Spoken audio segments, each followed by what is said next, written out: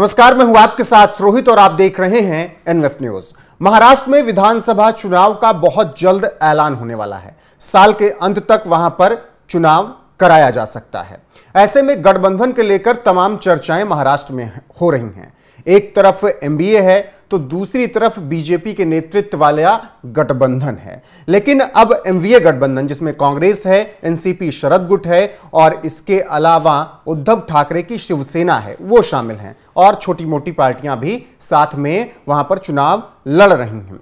अब इसी गठबंधन में असदुद्दीन ओवैसी शामिल होना चाहते हैं।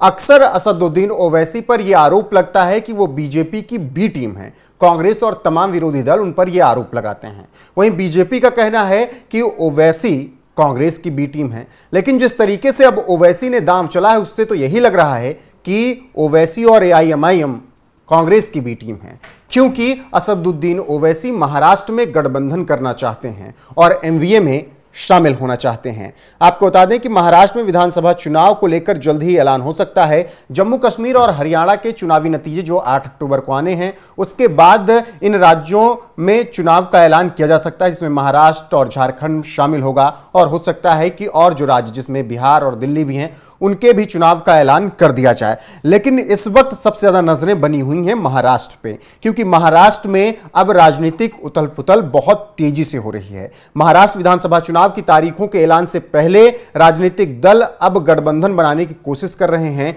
और एनडीए में असदुद्दीन ओवैसी घुसने का प्रयास कर रहे हैं। लेकिन उद्धव ठाकरे चट्टान बनकर खड़े हो गए हैं और वो ओवैसी को एनडीए में किसी भी हालत में घुसने नहीं देना चाहते।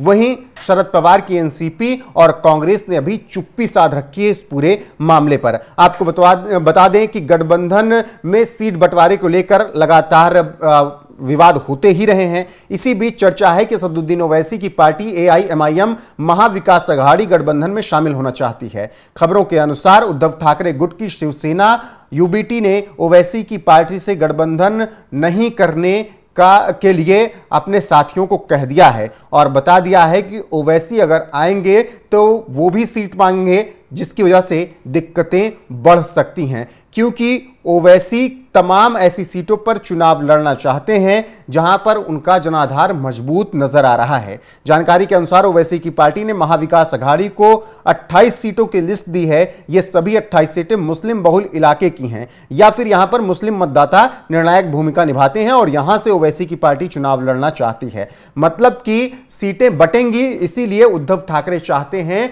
कि ओवैसी महाविकास अघाड़ी गठबंधन में ना शामिल हों। अब ओवैसी कौन सी सीट पर चुनाव लड़ना चाहते हैं, आइए आपको वो भी एक बार दिखा देते हैं, क्योंकि ओवैसी ने जो लिस्ट भेजी उसमें इन सीटों का नाम बताया जा रहा है कि शामिल है। यहां से चुनाव लड़ना चाहती है एआईएमआईएम, जिसमें मालेगांव मध्य है, पुणे कंटोनमेंट है, सोलापुर मध्य है, अकोट बालापुर, अकोला पश्चिम, धारावी, भायखला, मुंबा देवी, वर्सोवा, अंधेरी पश्चिम, चांदीवली, मानखुर्द, अणुशक्ति नगर, कुर्ला कलीना, वाशिम, अमरावती, नांदेड़ उत्तर, नांदेड़ मध्य, औरंगाबाद मध्य, औरंगाबाद पूर्व, बांद्रा पूर्व, बांद्रा पश्चिम, भिवंडी पूर्व, मुंब्रा, कलवा और धूले। ये वो सीटें हैं जहां से असदुद्दीन ओवैसी चुनाव अपने प्रत्याशियों को लड़ाना चाहते हैं और यह लिस्ट उन्होंने महाविकास अघाड़ी गठबंधन को भेज दी है कि यहां पर मुस्लिम मतदाता बहुत ज्यादा हैं और यहां से हम चुनाव जीत सकते हैं। इसीलिए इन 28 सीटों पर एआईएमआईएम को चुनाव लड़ना चाहिए ताकि बीजेपी को हराया जा सके, एकनाथ शिंदे को हराया जा सके, अजीत पवार को हराया जा सके। तो जिस तरीके से ओवैसी एनडीए गठबंधन में घुसने की कोशिश कर रहे हैं उससे तो यही नजर आ रहा है कि वो कांग्रेस की ही बी टीम है। वहीं अब शिवसेना ने क्या कुछ कहा है, क्योंकि उद्धव ठाकरे नहीं चाहते हैं कि ओवैसी गठबंधन में शामिल हों। अब एक बार शिवसेना की तरफ से जो बयान आया है वो भी आपको बता देते हैं। शिवसेना का कहना है कि महाविकास अघाड़ी में पहले से ही बहुत भीड़ है।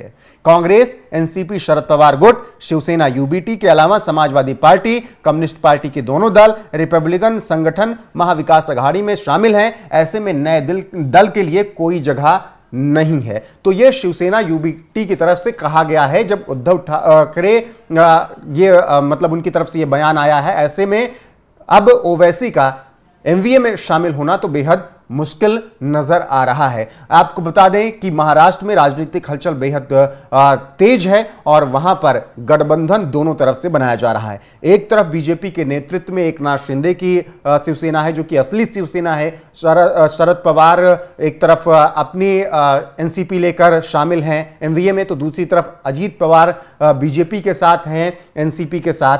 तो आप समझ सकते हैं कि महाराष्ट्र में इस वक्त कैसी लड़ाई चल रही है। और जिन ओवैसी पर लगातार यह आरोप लगता है कि वो कांग्रेस की बीजेपी की बी टीम है, अब ऐसा लग रहा है कि वो कांग्रेस की बी टीम है और कांग्रेस के लिए वो काम करना चाहते हैं और चुनाव लड़कर 28 सीटों पर वो बीजेपी को महाराष्ट्र में हराना चाहते हैं। लोकसभा चुनाव में भी आपने देखा किस तरीके से ओवैसी की पार्टी ने तमाम वोट काटे, हालांकि वहां पर कांग्रेस को घाटा हुआ था और कांग्रेस कई सीट बहुत कम अंतर से हार गई थी।